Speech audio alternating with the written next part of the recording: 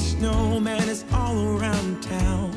Watch out for reindeers are falling down. We stay up waiting for Santa tonight. He climbs down the chimney at the speed of light, while we're dancing around the Christmas tree, hugging and kissing, just you and me. Carolers are singing outside our door, lovely songs we all heard before, as they walk from house to house to wish us all a Merry Christmas Day. Oh, a Merry Christmas Day. Oh, we're chasing snowflakes as they're falling down, and follow Rudolph all across the town. Later we meet under the mistletoe, while Santa's busy saying ho, ho, ho. We're feeling jolly, eating Christmas cake, and then we go skating on the frozen lake, saying hi to every friendly face, and later we warm up by the fireplace.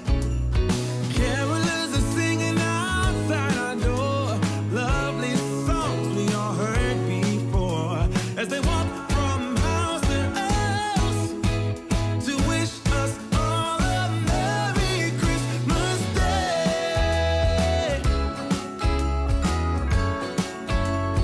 Merry Christmas Day.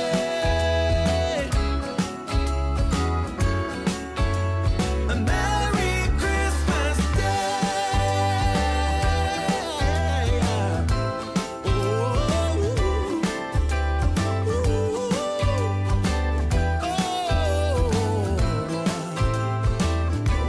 Oh, yeah.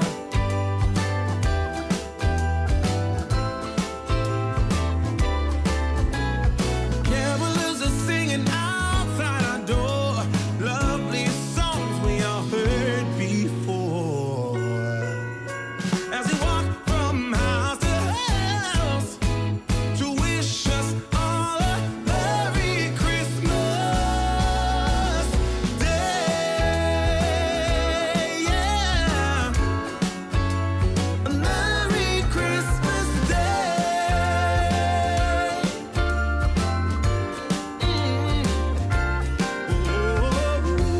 Dancing around the Christmas tree, wishing all a Merry Christmas. Dancing around the Christmas tree, wishing all a Merry Christmas. Dancing around the Christmas tree, wishing all a Merry Christmas Day.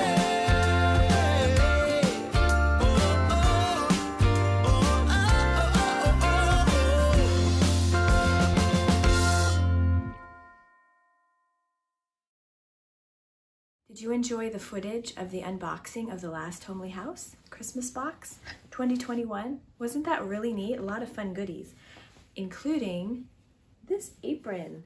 Look, this is Eileen the goose. I believe in January and February they're going to be selling more of these because they had enough of a interest. So be looking for that at the last homely house. Okay, I could probably adjust this a little shorter. Oh, here we go. I'll tell you it. That pulls up like that to how you like it. I like it like this. I don't know if you can see, but it has pockets, and she made it long enough so you can wrap it around. Isn't that cool? Tie it in a bow. Okay, how's that? Can you see it better? So this is Kate's goose, Eileen, and her daughter Martha drew it, and she also did the handwriting, the last homely house, and it has 2 pockets, and I love how it wraps around to the back, and I love how it ties in the front. It's a very comfortable apron. It feels like a part of you, like a part of your clothing, and not like you have something extra on. So I'm really liking it. Keep an eye out in February to see when she gets more in and buy one. This is great. Thank you, Kate. I'll put the link of her channel down below. Her channel's really great. She does a lot of quilting, which I love. Quilting was my very first love, and then crochet. And then eventually it turned into more knitting, but I still have a whole huge stash of fabric, and I love watching her channel because it inspires me. And I need to go into my mini bins of fabric and organize and start coming up with some projects. I take that back. I already have a lot of projects in the bins. I have like 5 quilts I was supposed to make my daughter. I have all the fabric for it. I just need to get going. And then I collected fabric to make project bags, and I found out I hate sewing bags. I like quilting more, but I'm gonna push through it, and I'm gonna try to do some project bag sewing for myself. Anyways, so yeah, birds are my favorite animal. I have one little parrotlet. It's a little tiny green parrot. And I've had 3 cockatiels in the past, and eventually I'd like to get another cockatiel, but my dream is to have ducks, maybe some chickens, but definitely ducks. And now, because of the last homely house, I would like a goose too. I think it is so cool that she has a goose. And let me show you. Look at this carving of a goose. This is not my carving. I bought this online, but it is hand carved. I bought it on Etsy, and I'll put the link in the description box, but it is wonderful. I saw it, and you know how being a crafter, the first thing you're like is, I can make that, but I didn't want to have to learn how to make it. I didn't want to have to design it, and I like supporting other makers, and I thought she was so cute. So they look like they could be friends, huh?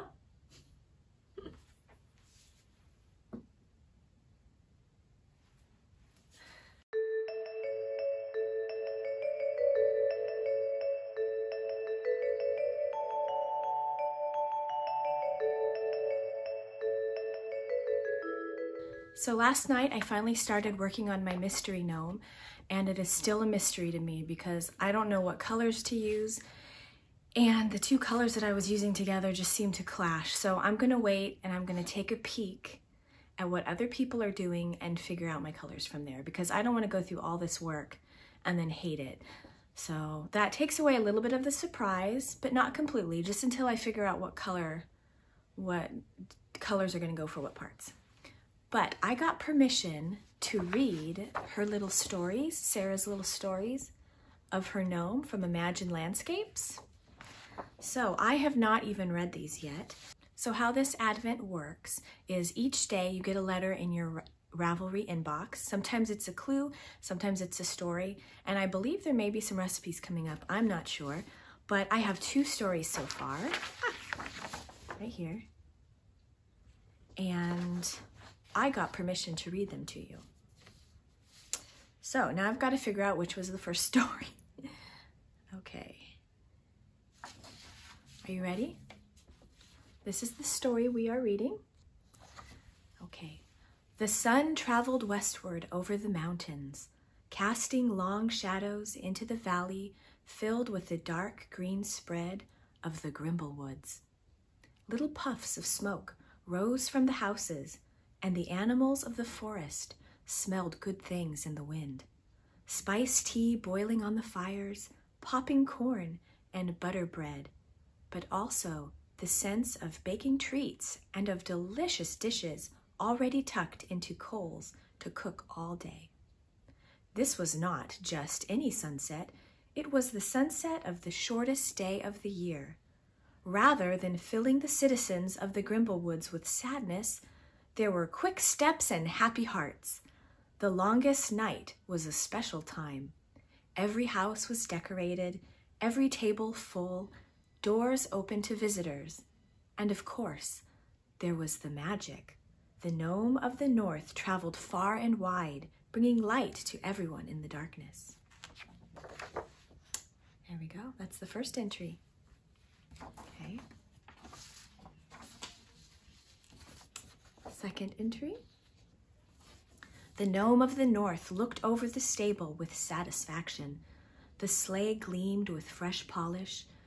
Ginger, his horse, was brushed until her coat shone. His boots had also been polished, and even had fresh linings of wool to keep his toes warm through the journey. His tummy was full of oatmeal made with spices, and his flask was full of hot tea. Everything was ready. Everything was ready, except his lantern. Where could Nobleberry be? He asked Ginger. This isn't like him at all. The keeper of the North Star lantern was late. Dun dun dun.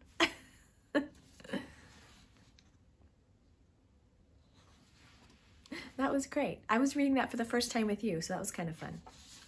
Next installment coming soon.